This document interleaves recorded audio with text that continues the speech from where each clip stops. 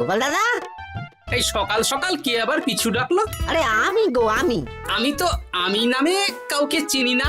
আর তুমি একটু পেছন ফিরে তাকাও তো। আমি তো সামনে যাচ্ছি, পেছনে তাকাবো কেন? ঠিক আছে, তাহলে আমি তোমার সামনে আসছি।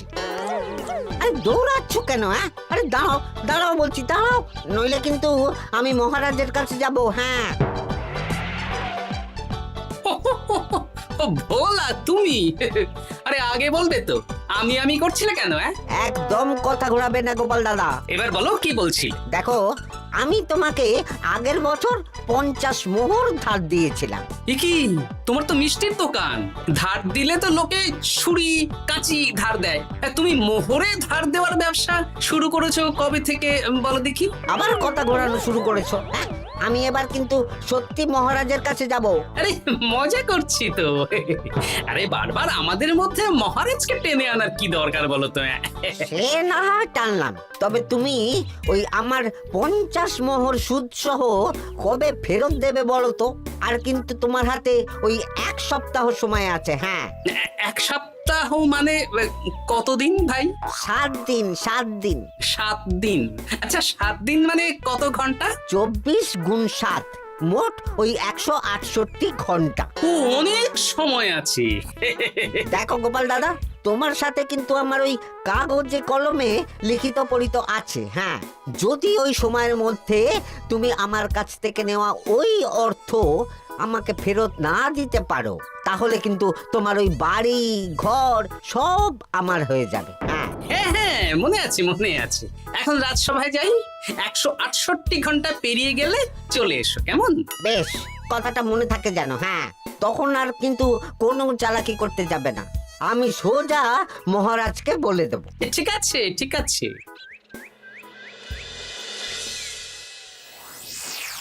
দেখুন মহারাজ, নিজের চোখেই দেখুন, সবাই হাজির, শুধু গোপাল ধা।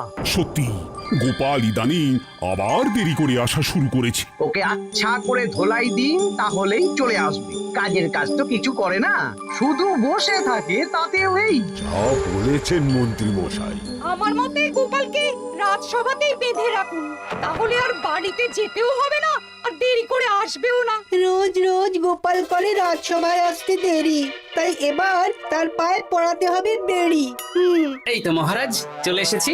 আর বলবেন না, রাস্তায় ভোলা ময়রা চেপে ধরছিল। থাক, আর অজুহাত দিতে হবে না। নেহাত ভাগ্যের জোরে এই রাজসভার চাকরিটা পেয়েছিল। মহারাজ ভালো মানুষ, তাই তোমাকে পুষছেন। আচ্ছা আপনি কি বলতে চাইছেন কি? আমি বলতে চাইছি যে মহারাজ যদি তাড়িয়ে দেন, তাহলে তোমার কি কিছু করে খাওয়ার যোগ্যতা আছে গোপাল? আপনার নিজের যোগ্যতা আছে? আছে বলেই মুখ ফুলিয়ে বলছি। হ্যাঁ, মন্ত্রী এটা একটা ভালো প্রসঙ্গ তুলেছে। আমার রাজসভার সকল সভাসদদের বলছি, যদি কোনো কারণে তোমাদের চাকরি চলে যায়, তাহলে তোমরা কি করবে একবার ভেবে দেখেছো? না মহারাজ, ভাবনাটা আমি সঠিক সময় কাজে লাগাই। ওই অকারণে ভেবে মাথা খারাপ করতে চাই না। হ্যাঁ, আহা, রাজসভার চাকরিটা তো তোমাদের পেশা। এই পেশার বাইরে তোমরা কে কি করতে পারবে? দেখুন মহারাজ, আমি তো ভেবেই দেখেছি যে যদি রাজসভার চাকরি না থাকতো, তাহলে আমি ব্যবসা করতাম। আমি মহারাজ যদি বিজ্ঞানী না হতাম, তাহলে শিক্ষা দান করতাম। আমি তো ছবি আঁকতাম, কলম না থাকলে আমি তুলি ধরবো।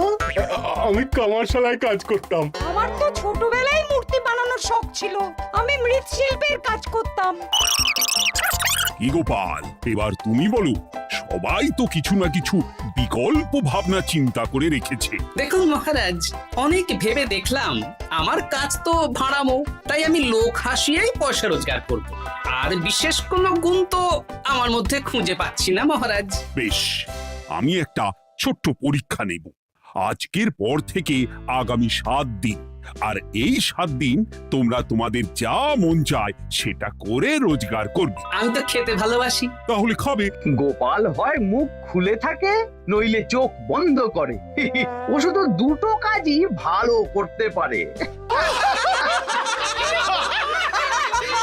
আর 7ম দিনের শেষে বিচার হবে কে কত রোজগার করেছে। যার রোজগার সবচেয়ে বেশি হবে তাকে আমি দেব 100 মোহর উপহার।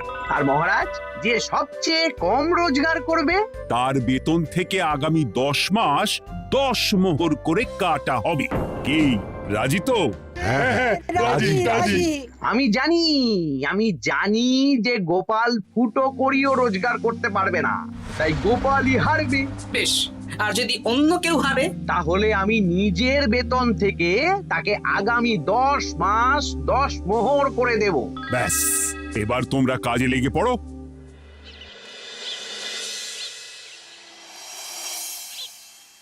এ কি গিন্নি, আজকেও নিরামিষ? হ্যাঁ, আজকেও নিরামিষ খেতে হয়। হ্যাঁ, রোজই তো কিছু না কিছু একটা লেগে আছে তোমার। আমাদের পুরো শরীরটাই তো আমিষ। হ্যাঁ, তাহলে আমিষ খেতে বাধা কিসের বলো দেখি? বেশি তর্ক করতে হবে না বাপু, তা তোমাকে ডিম বানিয়ে দেবো। হ্যাঁ, না, আমি মানুষই ঠিক আছে গিন্নি। আরে তোমাকে ডিম বানাবো বলেছি নাকি? আমি বললাম তোমার জন্য ডিম বানিয়ে দেবো। জন্যটা তো বলনি তখন। আরে তাড়াতাড়ি দাও, তাড়াতাড়ি দাও। এখন কদিন শুধু খাবো আর ঘুমাবো, 7 দিন ছুটি। ছুটি মানে? সেসব পরে বলবো গিন্নি। যাও গিয়ে ডিম সেদ্ধ বসাও।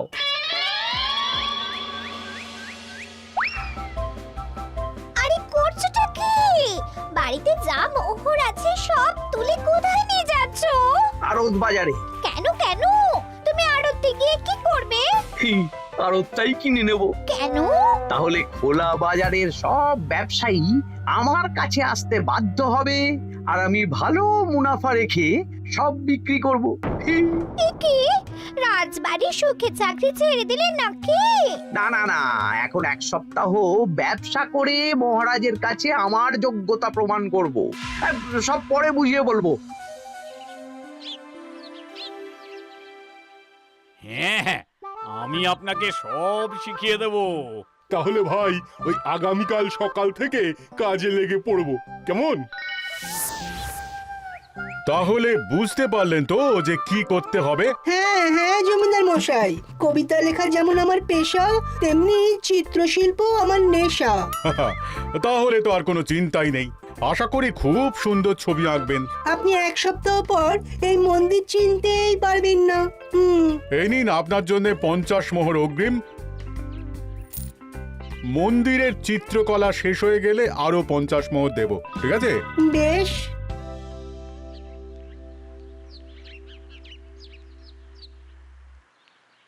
এই হাত চালা, হাত চালা। হাত পা সবই তো চালাচ্ছি মন্ত্রী মশাই। আপনি এত শাকসবজি আনাজ দিয়ে করবেনটা কি? আমি এখন 7 দিন কৃষ্ণনগরের বাজার নিয়ন্ত্রণ করব, তাই সব জিনিসপত্র আড়ত থেকে আমি নিজেই কিনে নিয়েছি। এবার সাধারণ বাজারের দোকানদাররা আপনার কাছে আসবে। কাল সকাল থেকে শুধু মোহর গুনবো।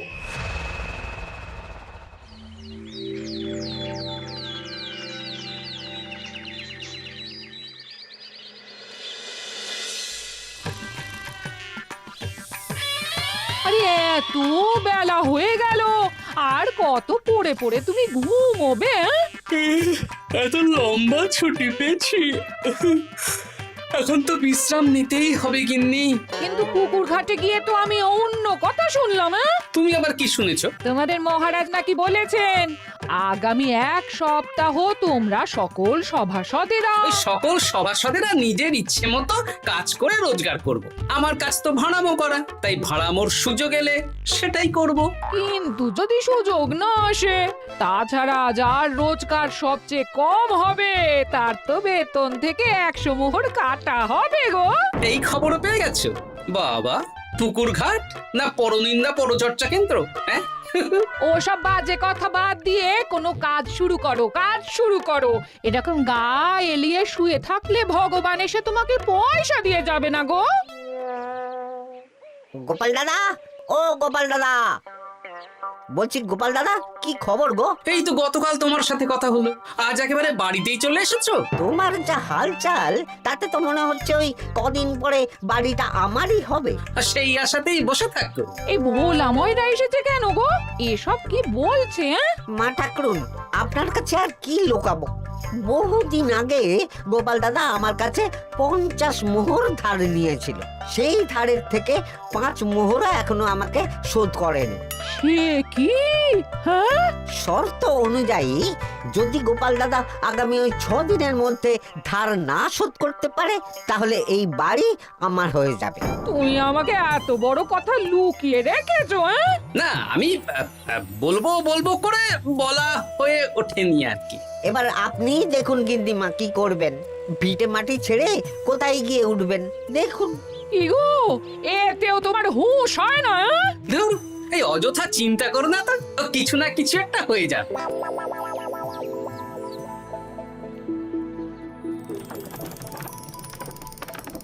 বাহ বাহ বাহ, পণ্ডিত মশাই, আপনি তো এর মধ্যেই কাজ শিখে গেছেন। আমি তো ছোট থেকেই মাটির পুতুল বানাতে ভালোবাসতাম। বিভিন্ন দেবদেবীর মূর্তি নিজেই বানাতাম, তারপর পুজো করতাম। আমার পরম সৌভাগ্য আপনার মতন পণ্ডিত মানুষ আমার কুমোর শালায় কাজ করছেন। কোনো কাজই তো ছোট নয়।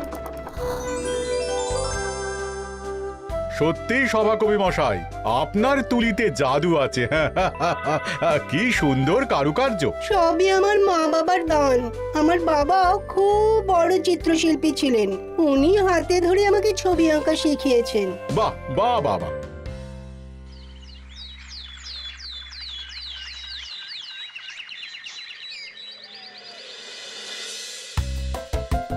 এই যে পুটি, আজকে তো একটা মজার জিনিস শেখাবো। কি জিনিস? নয়ের নামটা তো তোরা পড়েছিস, হ্যাঁ, বল তো। 9 একে 9, 9 দুগুণে 18, 3 9 27, 4 9 36। ঠিক আছে ঠিক আছে, এবার থাম। পুরো মুখস্থ। সে তো বুঝতেই পারছি। এবার মজার জিনিসটা দেখ।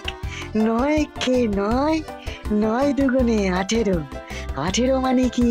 1 10 8। হ্যাঁ, এবার 1-এর সাথে 8 যোগ কর, কত হয়? 9 3 9 কত? 27। 2-এর সাথে 7 যোগ করলে কত হয়? 9 36-এর 3-এর সঙ্গে 6 জুড়লে 9। আরে বাস, দারুণ তো। হ্যাঁ হ্যাঁ। সত্যি বিজ্ঞানী মশাই, আপনি কি সুন্দরভাবে পড়া বোঝান। এটা তো আমার নেশা।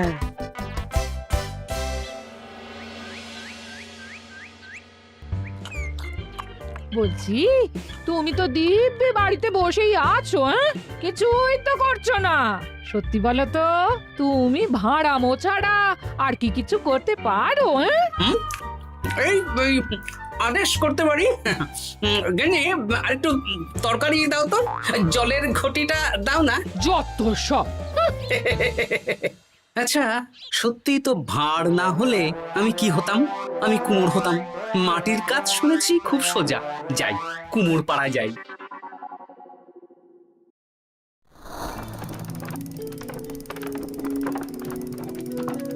আমার কি সৌভাগ্য, রাজসভার দুজন সভাসদ আমার সঙ্গে কাজ করছে।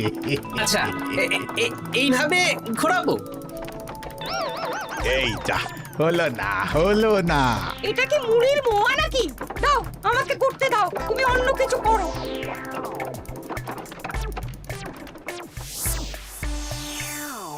বলো গোপাল দাদা, কি দেবো? মুড়ির মোয়া, তিলের নাড়ু?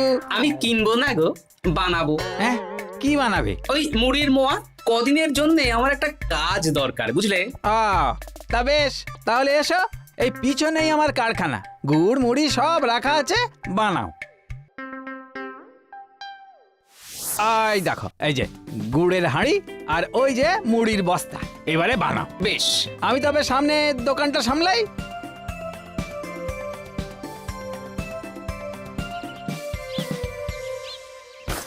কিসের আওয়াজ হলো? আরে আরে আরে, এ কি করলে গোপাল দাদা? আর বলো না, ওই গুড়টা ঢালতে গিয়ে হাঁড়িটা হাত ফসকে পড়ে গেল। এই তুমি যাও তো, তোমাকে কিচ্ছু করতে হবে না, যত সব বিপদ বাড়ানো।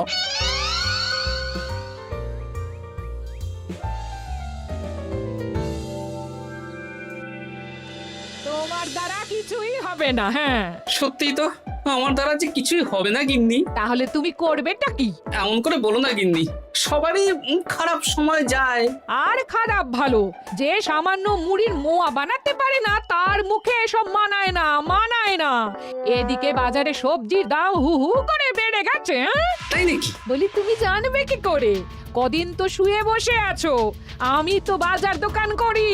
মন্ত্রী মশাই এখন আড়ত সামলাচ্ছেন আর সাধারণ বিক্রেতাদের চড়া দামে বিক্রি করছেন। হ্যাঁ, ও বেটা জীবনে শোধরাবে না। উনি তো তাও ছলে বলে রোজগার করছেন গো। আর তাছাড়া অনেকে পথে গান শুনিয়েও রোজগার করেন, সেটাও তো তুমি পারবে না। হ্যাঁ, এই তো পেয়েছি। 6 দিনের মাথায় তো রাজসভায় একটা বৈঠক হবে, সেদিনই আসল মজা জমবে। কিসের মজা গো? হ্যাঁ, সেটা সেদিনই বুঝতে পারবে।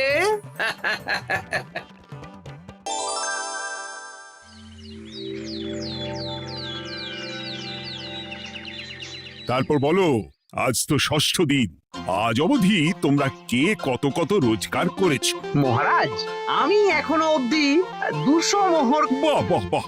আমি মহারাজ 15 মোহর। আমি 5 মোহর।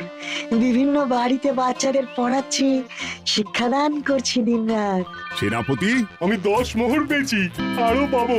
আমি 50 মোহর অগ্রিম পেয়েছি, আরো পাবো আগামীকাল।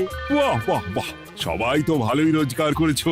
আর গোপাল, তুমি বলো। মহারাজ, আমি এখনো অবধি কোনো রোজগার শুরু করিনি। আমি আগেই বলেছিলাম গোপাল একটা কানা করিও রোজগার করতে পারবে না। আসলে মহারাজ, আমি আজ সকালেই আমার প্রতিভা খুঁজে পেলাম। তোমার আবার কি প্রতিভা? আমি ভালো গান গাইতে পারি মহারাজ। আমার ছোট্টবেলার ইচ্ছে ছিল আমি রুদ্ধদ্বার সভা করব, গান গাইবো, আর দর্শক বা শ্রোতারা আমার গান শুনে আমাকে পয়সা দেবে। বাহ বাহ বাহ! তা শোনালে না কেন? আমি চাই আপনারা সবাই আমার বাড়িতে আসুন, আমার গান শুনুন। এই না না না না না, তোমার গান শুনে অর্থ ব্যয় করতে পারবো না গোপাল। যদি শোনাতে হয় তো বিনামূল্যে শোনাও। তুমি ভেবেছো কায়দা করে গান শুনিয়ে রোজগার করবে? সেসব চালাকি কিন্তু চলবে না। না মহারাজ, আমার গান শুনতে আসার জন্য একটা কানা করিও খরচ করতে হবে না। আমি বিনা পারিশ্রমিকে গান শোনাবো। বেশ, তাহলে কবে শোনাবে বলো? এখনই চলুন, শুভস্য শীঘ্রম। আবার যেতে হবে কেন? এখনই শোনাও। আমার আবার নিজের বাড়ি ছাড়া প্রতিভা বিকশিত হয় না। বেশ তো, এই কদিন টানা কাজ করেছি, তোমার গান শুনে মনটা যদি ফুরফুরে হয়ে যায় ভালো তো। চলো গোপাল। আসুন আসুন, সবাই ভিতরে আসুন, আসন পাতা আছে, সবাই বসুন।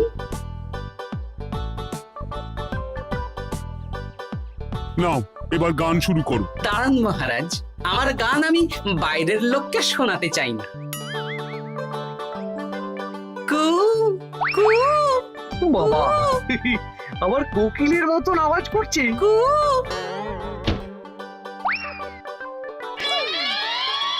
নাও নাও, শুরু করো।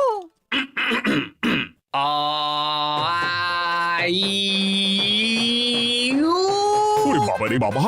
আরে এত চিৎকার করছো কেন? থামো থামো থামো! এটা ভালো লাগছে না, অন্য গান শোনাচ্ছি তাহলে। আকাশে মেঘে বাতাসে বায়ু, জ্যোতিষী বলেছে আমার 100 বছর আয়ু। আরে থামো থামো, আরে কান ঝালাপালা হয়ে গেল। না, থামতে আমি পারবো না, গান শুনতেই হবে। ওরে ওরে বাবা রে বাবা, এই কানে তালা লেগে গেল, আমি পালাই। পালাতে পারবেন না, বাইরেও তালা দেওয়া আছে। বাইরে তালা খুলতে বলো। বাইরে বেরোতে হলে প্রত্যেককে 100 মোহর দিতে হবে। আমরা তো আগেই বলে দিয়েছি, তোমার গান শোনার জন্য কোনো পয়সা দিতে পারবো না। এটা তো গান শোনার জন্য নয়, বাইরে যাওয়ার জন্য। আমার গান শুনতে আসার জন্য কোনো অর্থ লাগে না। গান শুনে বাইরে বেরোতে গেলে অর্থ লাগবে, জনপ্রতি 100 মোহর মাত্র। কি জ্বালাতন! হয় দিন, নইলে আবার শুরু করছি। ভাই থামো থামো। আপনারা কি সবাই দেবেন না এখানেই থাকবেন? এই আরে, আমার কাছে এখন 50 মতন মোহর আছে। আমার কাছে 5 মোহর আছে। সে আমি লোক পাঠাচ্ছি আপনাদের সবার বাড়িতে, পুরো অর্থ পাবো, তারপর সবাইকে ছাড়বো। আচ্ছা, এটা কি ঠিক করলে গোপাল? দেখুন মহারাজ, আমি কথা নিয়ে খেলি। সব সভাসদেরা 6 দিন খেটে যা না রোজগার করেছে, আমি শুধু বুদ্ধির জোরে আর ভাড়ামো করে ঘন্টা খানিকের মধ্যে তার থেকে বেশি রোজগার করে নিলাম। যদিও এখনো একদিন সময় আছে। সত্যি গোপাল, তোমার বুদ্ধির জবাব নেই।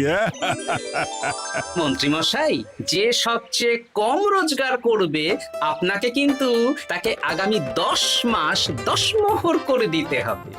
হ্যাঁ নয় হ্যাঁ, এরকমই তো তুমি মুখ বড় করে বলেছিলে।